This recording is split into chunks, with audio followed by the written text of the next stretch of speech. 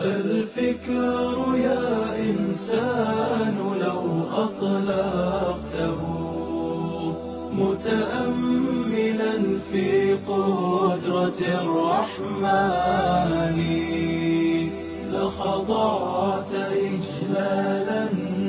الحمد لله رب العالمين، والعاقبة للمتقين، ولا عدوان إلا على الظالمين. وأشهد أن لا إله إلا الله وحده ربي لا شريك له، وأشهد أن محمدا عبده ورسوله. أما بعد، أيها الإخوة، ما أحوجنا إلى تلاوة القرآن والتأمل في معانيه، لا سيما ونحن في غمرة الدنيا التي ألهتنا بزينتها وفتنتنا بمتاعها. كم انشغلنا بجمع حطامها عن تلاوة القرآن والتدبر في آياته، حتى غفلت نفوسنا وجفت عيوننا. لماذا صارت قلوب بعضنا صخورا جرداء لا تتفجر منها قطرة ماء؟ ما بالها تحجرت وتصلبت فلا تحركها ولا تؤثر فيها المواعظ القرآنية؟ هنا نجد إجابة لتساؤلاتنا في قول الله تعالى: أفلا يتدبرون القرآن أم على قلوب أقفالها؟ إذن ليست القضية بأننا لا نجيد قراءة القرآن أو لا نفهم معناه، بل المشكلة أننا لا نتدبر في القرآن ولا نتأمل في معانيه، لأن القلوب صارت مطبقة لا يخلص إليها شيء من معاني القرآن بسبب الذنوب يقول الله تبارك وتعالى في شأن التدبر: كتاب أنزلناه إليك مبارك ليدبروا آياته وليتذكر أولو الألباب. أيها الإخوة المباركون، تعالوا أنا وأنتم اليوم نتأمل في صورة قصيرة من صور القرآن امتثالا لأمر الله بالتدبر.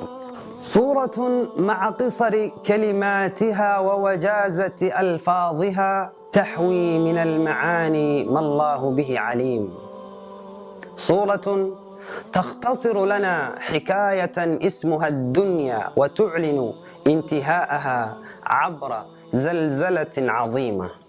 صورة تصور لنا بكلماتها مشاهد القيامة واضطراب الأحوال فيها.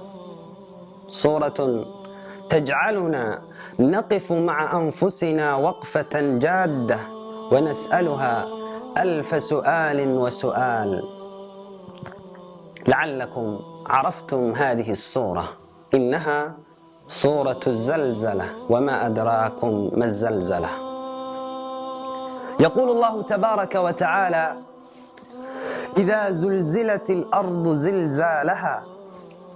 يا للهول، أتزلزل هذه الأرض التي نحن عليها اليوم؟ هل حقا تنتهي جبالها وقصورها وجسورها؟ بالله عليكم حدثوني عن البحار وأمواجها، عن الأرض وأشجارها، أين يكون مصيرها؟ تحطم كل شيء وانتهى. إذن هل انتهى الزلزال وعاد كل شيء إلى ما كان عليه؟ كلا.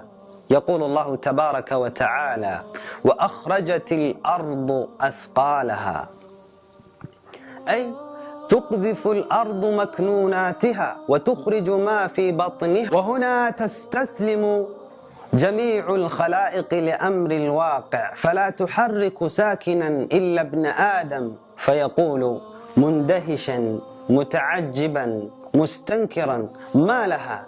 ما للأرض؟ ما حدث لها؟ لماذا اضطربت وارتجت؟ حينها يقول الكفار: يا ويلنا من بعثنا من مرقدنا. فيجيبهم المؤمنون: هذا ما وعد الرحمن وصدق المرسلون. ثم يقبل الفريقان على مرحلة جديدة تنطق فيها الجمادات وتشهد الأركان. يومئذ تحدث أخبارها بأن ربك أوحى لها، بأن ربك أوحى لها، تشهد بما عمل عليها العاملون من خير أو شر بأمر من ربها فلا تعصيه. ثم ينصرف الناس من مكانهم متفاوتين بحسب درجاتهم. يومئذ يصدر الناس أشتاتا ليروا أعمالهم، وهنا تعلن نتائج الفائزين والخاسرين على حد سواء. فأما الذين آمنوا وعملوا الصالحات فهم في روضة يحبرون، وأما الذين كفروا وكذبوا بآياتنا ولقاء الآخرة فأولئك في العذاب محضرون. وإذا كان الأمر كذلك لا تحقرن شيئا من المعروف أن تفعله، ولا شيئا من الشر أن تتقيه.